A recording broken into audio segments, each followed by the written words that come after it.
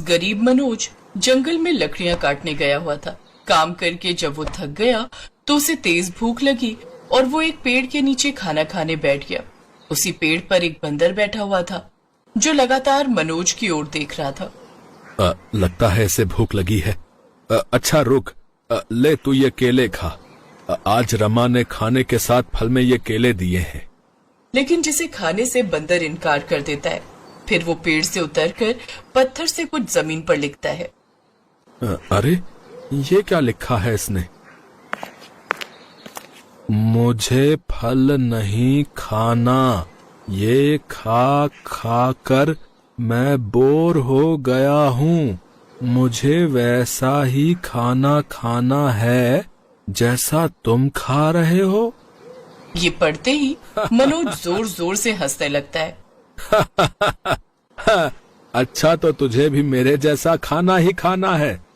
ठीक है फिर, ये ले 2 रोटी तू खा बैंगन के भरते के साथ। मेरी बीबी बड़ा ही अच्छा बैंगन का भरता बनाती है, ये खाकर देखो। बंदर भी बड़े मजे से वो खाना खाता है। कुछ देर बाद मनोज खाना खाने के बाद लकड़ियां उठाकर घर की ओर जाने लगता है। और जब मैंने उनसे अपनी गलती के लिए अरे अब क्या चाहिए भाई, अब और खाना नहीं है मेरे पास। बंदर फिर से पत्थर से जमीन पर कुछ लिखता है जिसे वो पढ़ता है। मुझे इस जंगल में नहीं रहना, बल्कि तुम्हारे साथ घर जाना है। हमारे घर? लेकिन हम गरीबों के पास तो थोड़ी सी ही जगह है। अच्छा तुम्हारा यही मन है तो फिर चलो। वो बंदर को अपने साथ घर ले आता है जहाँ उसकी पत्नी उससे कहती है, खुद का गुजारा तो बड़ी मुश्किल से चलता है और आप इस बंदर को उठा लाए, अब इसका पेट कैसे भरेंगे? अरे भाग्यवान, तुम चिंता मत करो, सब हो जाएगा। और ये कोई ऐसा वैसा बंदर नहीं बल्कि पढ़ा लिखा बंदर है। फिर मनोज उसे सारी बात बताता है। मनोज का घर मिट्टी का बना हुआ था जिसमें 3 छोटे कमरे थे। वो उस बंदर को रहने के लिए जगह दे देता है। कुछ ही दिनों में ये बात हर जगह फैल गई। अरे इस मनोज ने भी इस बंदर को सर पर चढ़ा रखा है। उसे अपने घर में रहने के लिए कमरा दिया है, साथ ही उसे खाने पीने को भी देता है। कुछ दिनों बाद मनोज की बेटी शगुन अपनी बुआ के घर से वापस लौट आती है। ये क्या बाबा, हर जगह गांव में एक ही चर्चा हो रही है कि आपने किसी बंदर को अपने यहाँ रखा हुआ है। अरे बिटिया बड़ा समझदार बंदर है। तो ये कौन सा स्कूल में टीचर लग जाएगा और 2 पैसे कमा कर ले आएगा? अपने पिता की बातों के आगे अब शगुन भी चुप हो जाती है।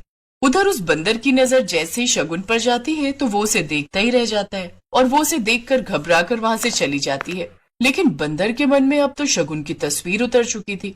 ऐसे ही एक रोज जब शगुन नहाकर अपने कमरे में आती है तो उसके कमरे में वो बंदर हाथों में एक चिट्ठी लिए बैठा हुआ था। वो शगुन को वो चिट्ठी देता है जिसे शगुन पढ़ती है।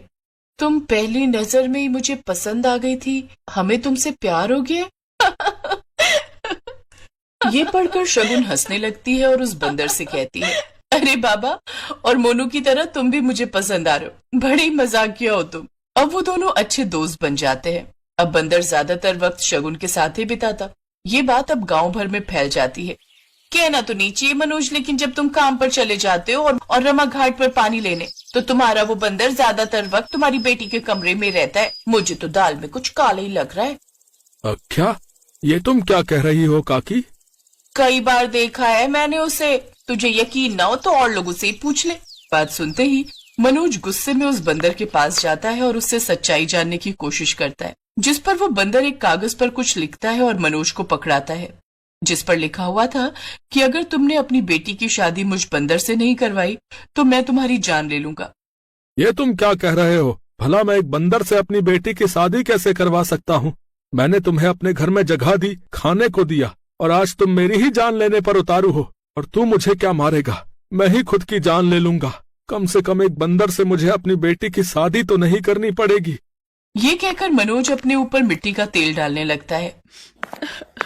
ये आप क्या कर रहे हैं बाबा? मैं आपको ऐसा नहीं करने दूंगी।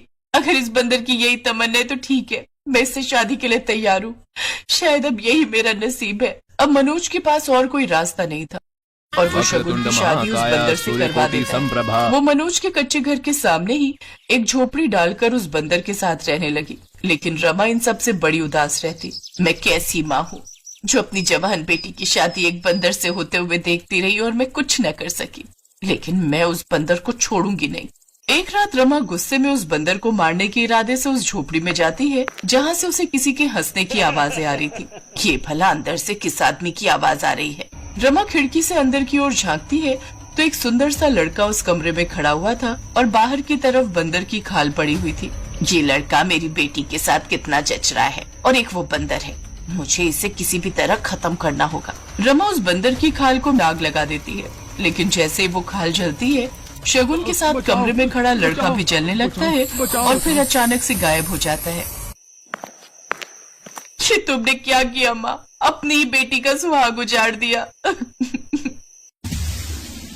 एक रोज वो एक पेड़ के नीचे बैठी हुई थी कि तभी दो चिड़िया आपस में बातें कर रही थी। मैंने सुना है पास के नगर के राजकुमार को किसी ने जला दिया है और वो अभी तक ठीक नहीं हुए। शगुन को समझते देर नहीं लगती कि वो उसका पति ही है। कुछ ही दिनों में वो पूरी तरह से ठीक हो जाता है और होश में आते ही वो शगुन के घर जाते हैं जहाँ राजकुमार नीरव उन्हें सारी बात बताता है। आपने तो माँ जी मुझे मार ही दिया था, वो बंदर मैं ही था। क्या? मैं राजनगर का राजकुमार हूँ।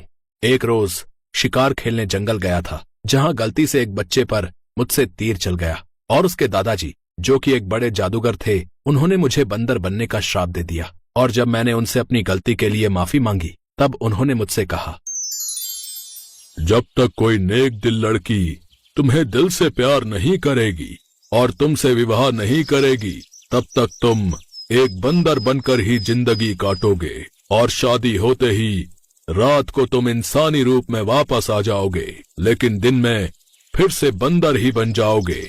और फिर जैसे ही शादी के बाद अमावस्या आएगी तुम इस रूप से आजाद हो जाओगे। लेकिन उससे पहले ही माँ जी आपने मुझे जला दिया, लेकिन सगुन के प्यार के कारण मैं पूरी तरह ठीक हो गया। ये बात पता चलते ही सभी लोग हैरान थे, लेकिन मनोज और रमा बहुत खुश थे क्योंकि उनकी बेटी को महलों का राजकुमार जो